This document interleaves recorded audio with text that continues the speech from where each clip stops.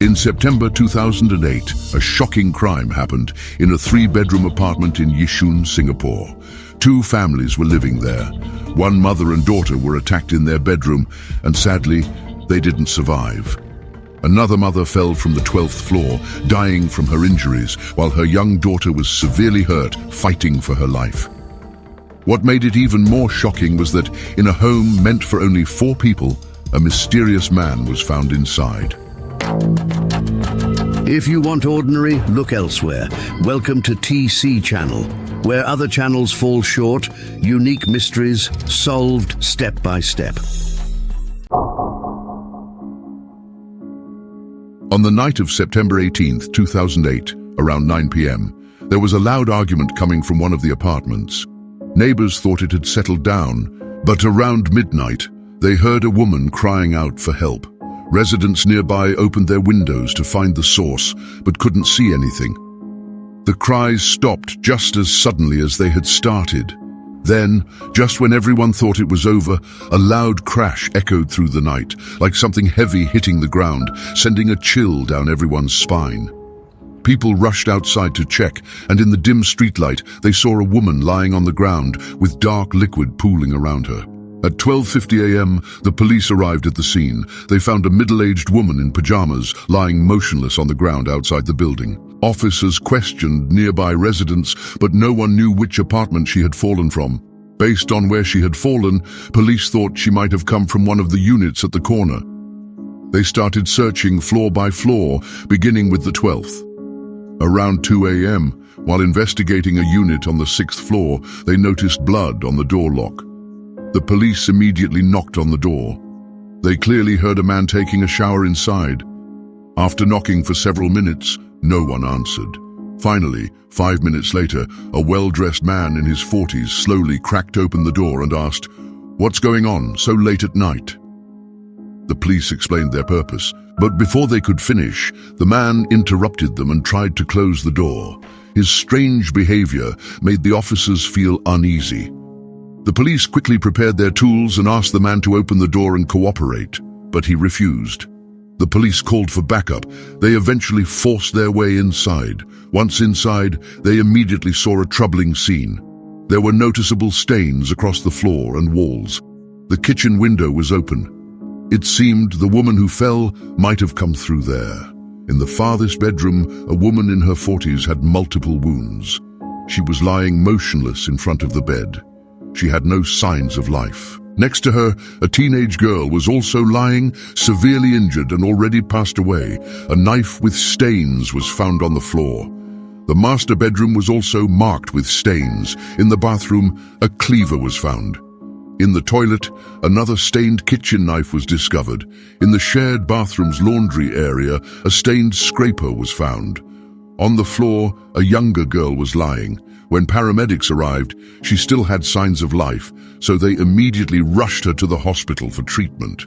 3 people tragically passed away, and 1 was seriously injured.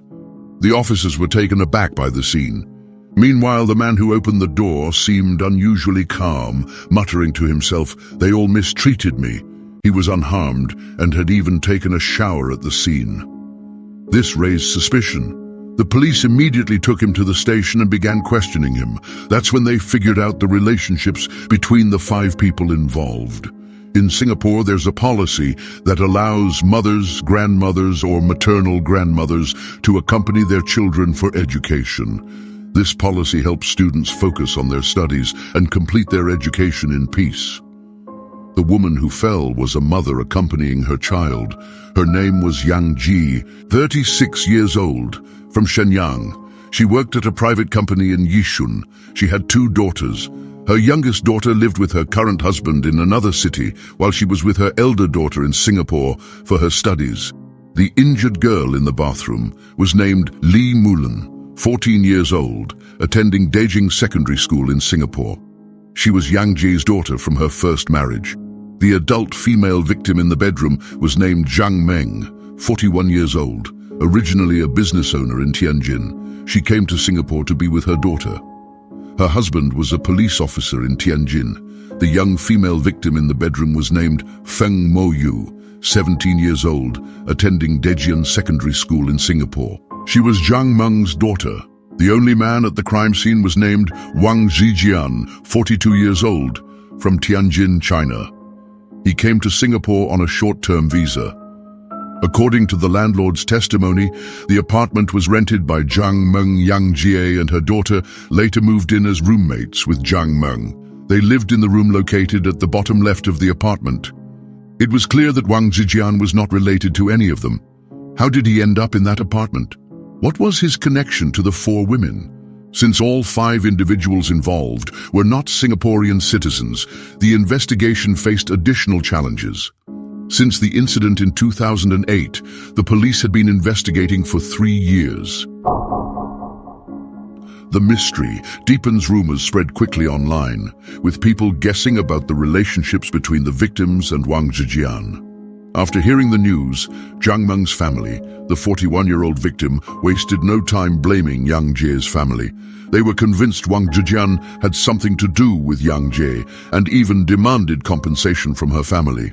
Zhang Meng's friend, Ms. Guo, who was also an accompanying mother, described Zhang Meng as a kind and gentle woman, saying both she and her daughter were well educated. Every time she visited their house, she noticed Yang Jie dressed up, often leaving the house. Zhang Meng had once told her that Yang Jie had a friend named Wang Zhijian, leading Ms. Guo to believe that Yang Jie might have had some personal connections she wasn't sharing. Meanwhile, rumors about Yang Jie started popping up, claiming she had support from her boss and had some personal connections with others. These rumors spread fast. Yang Jie's husband told the media that around 9 p.m. on the night of the incident, Yang Jie called him, saying she'd had a serious argument with her roommate Zhang Meng and felt unsafe with her daughter, wanting to move out immediately. Before the incident, Yang Jie's daughter, Li Moulin, also told him over the phone that Wang Zhijian was the neighbor's boyfriend. Mr. Wu, who lived on the 7th floor, told reporters that he had seen Wang Zhijian and Zhang Meng shopping together, and he believed they were likely in a relationship.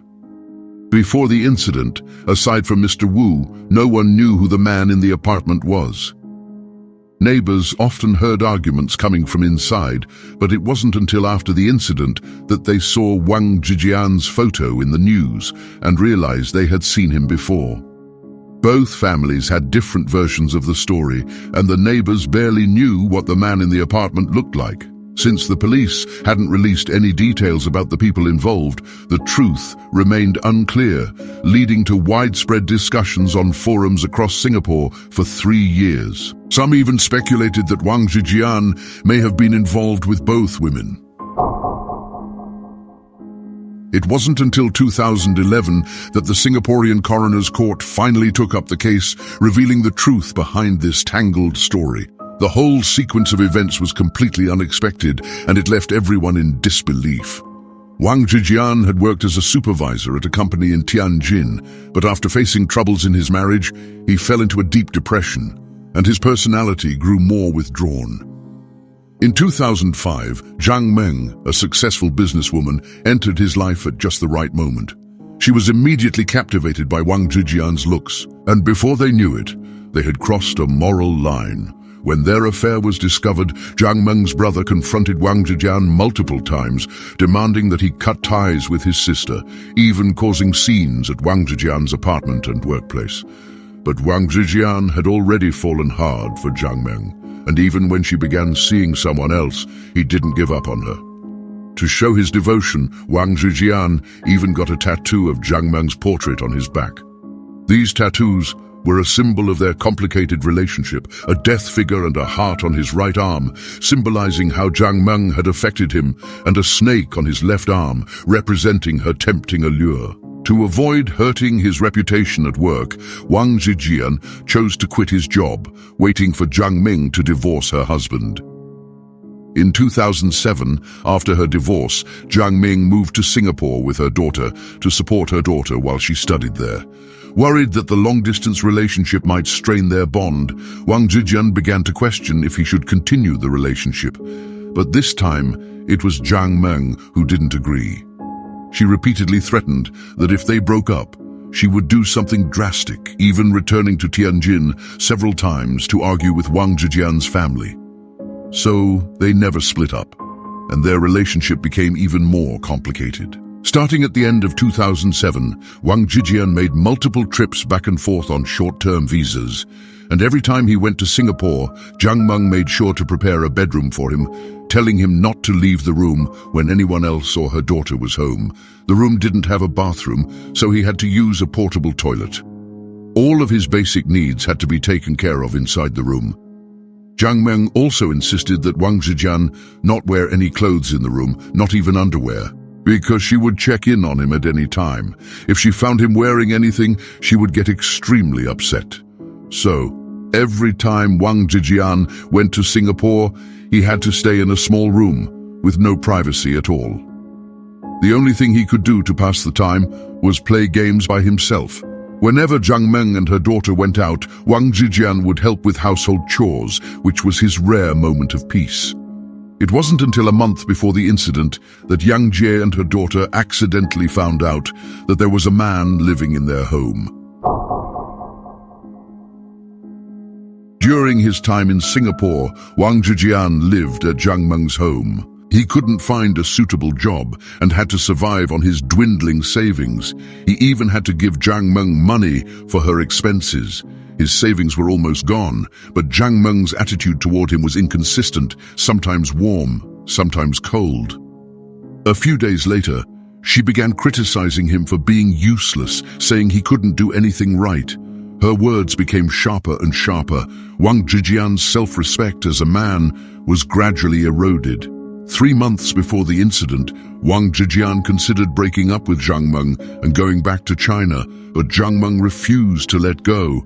She even locked him in the house when he went out. Under such pressure, Wang Zhijian's anger continued to build up, until one day, a disagreement over eating crab became the breaking point. On the night of September 18, 2008, Wang Zhijian was sitting naked on the bed, reading a book, when Zhang Meng, wearing black underwear, started arguing with him. Zhang Meng said she wanted crab for a late-night snack. Wang Zhijian told her crab was expensive, and a late-night snack would cost at least $100. He was so broke, he didn't even have money left for underwear. He asked Zhang Meng not to be so extravagant and refused her request, citing that they had just eaten crab a few days ago. This made Zhang Meng angry and embarrassed, and she started insulting him, calling him useless and a man living off a woman. Wang Zhijian felt deeply ashamed, hurt by Zhang Meng's insults and mockery. His anger kept building up, his emotions becoming more and more intense. Around 9 p.m. that night, after the argument, Zhang Meng fell asleep from exhaustion. But Wang Zhijian couldn't sleep, tossing and turning in his anger. He thought about his son back in China, who was already 20, while he was still dependent on others, without a job, no future and no savings, and having to endure Zhang Meng's insults. The more he thought about it, the angrier he became. So he decided to leave the room for some air. He walked naked to the kitchen just to cool down, but his anger still didn't subside. In a fit of rage, he grabbed a kitchen tool and went back to the room. He crouched down and suddenly attacked Zhang Meng. She woke up in intense pain, screaming out, which only made Wang Zhijian lose control even more. It wasn't until Zhang Meng stopped moving that he finally stopped. At that moment, Wang Zhijian heard the door open suddenly, and someone appeared at the doorway. He rushed over, attacking the person, who turned out to be Zhang Meng's daughter, Feng Jianyu. Sadly, both Zhang Meng and her daughter were killed in the incident. Wang Zhijian had completely lost control, and hearing noise outside, he remembered Yang Jie and her daughter, so he grabbed a tool and ran out. Yang Jie and her daughter rushed into a dark room, but Wang Zhijian chased them to the window, raised his tool, and began attacking Li Meiling.